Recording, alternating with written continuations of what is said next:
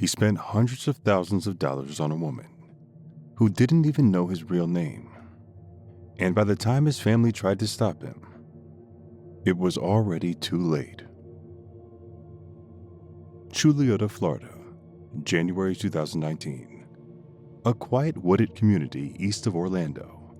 The kind of place where neighbors know each other's names, where families put down roots, where the sound of the world outside doesn't quite reach. The Amato family had lived there for years, but in January of 2019, 3 of them would be murdered.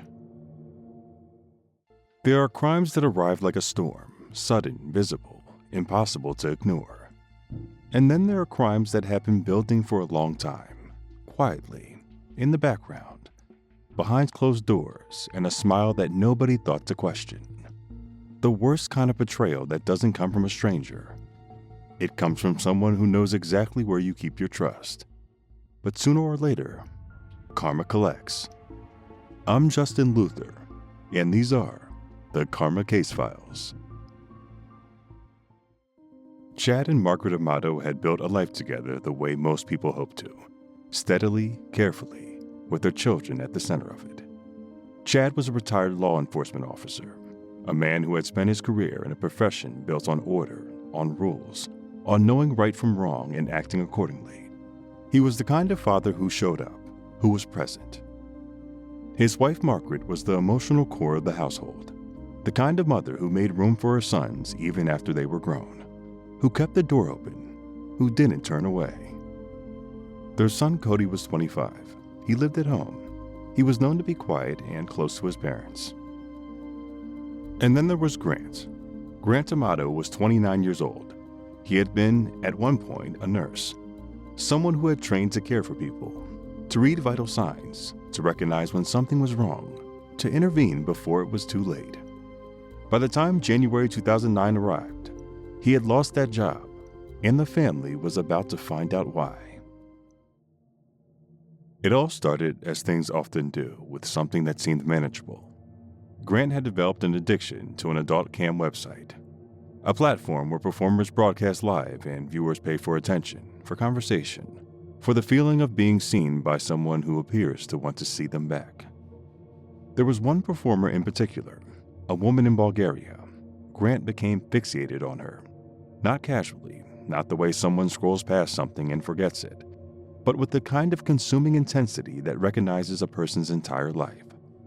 He began spending money on her, a lot of money, the kind of money that has to come from somewhere. According to investigators and court records, Grant stole approximately $200,000 to fund this obsession. The money came from his parents, from the accounts they trusted him to access, from credit cards opened in their names without their knowledge, from a family that, by all appearances, had no idea how far things had gone, or what their son was willing to do to keep them from finding out. When his employer discovered financial irregularities, he lost his nursing job. His family found out. There was a confrontation, an intervention of sorts, the kind families attempt when they still believe the person they love is reachable. The family gave him an ultimatum: cut off contact with this woman and get help or leave.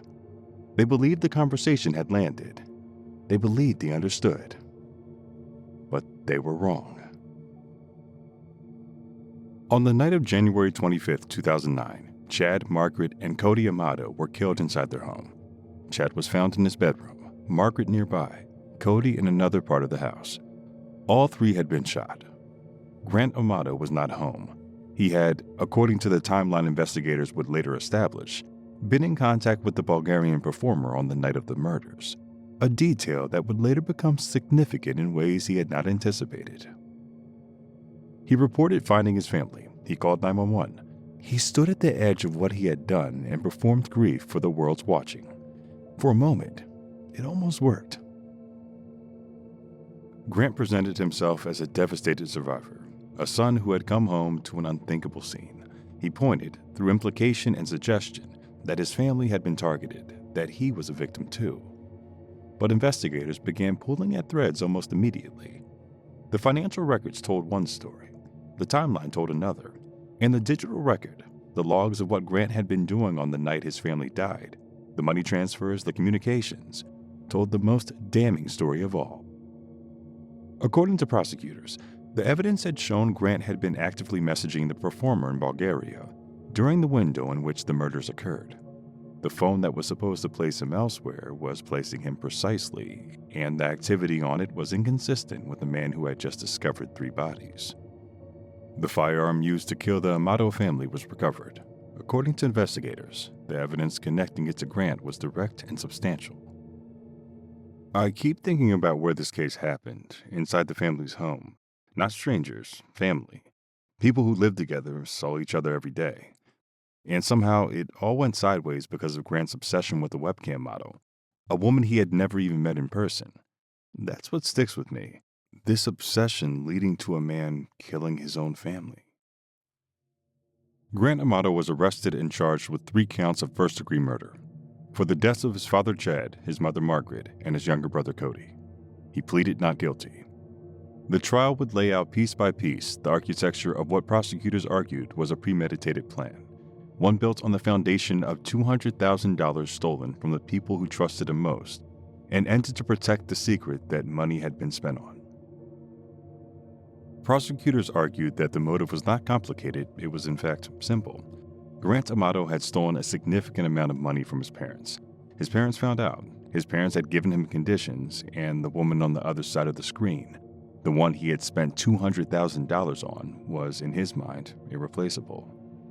Prosecutors argued that when faced with the choice between the obsession he had built his world around and the family asking him to dismantle it, Grant Amato chose the obsession, and he chose to remove the obstacle. 3 people who loved him. His parents had opened their home to him, confronted him out of concern rather than cruelty, and given him a path forward. They became, as the prosecutors laid out before the jury, problems to be solved. The trial drew significant attention, not just for the brutality of the crime, but for the portrait it painted of what technology, isolation, and obsession can combine to produce. The webcam model in Bulgaria, the woman at the center of Grant's obsession, was not a villain in this story. She was a person who had no knowledge of any of this and no responsibility for what he chose to do. Grant Amato was convicted of 3 counts of first-degree murder. He was sentenced to death. This is Karma Case File number 3. A man who turned his back on the people closest to him for someone who was never really there. Not strangers, not enemies, his family. And in the end, with no one left to stand beside him, the debt he created was finally collected. I'm Justin Luther, and these are the Karma Case Files. Have a case you want featured? Send it in. Follow for more real stories where actions have consequences. Until next case.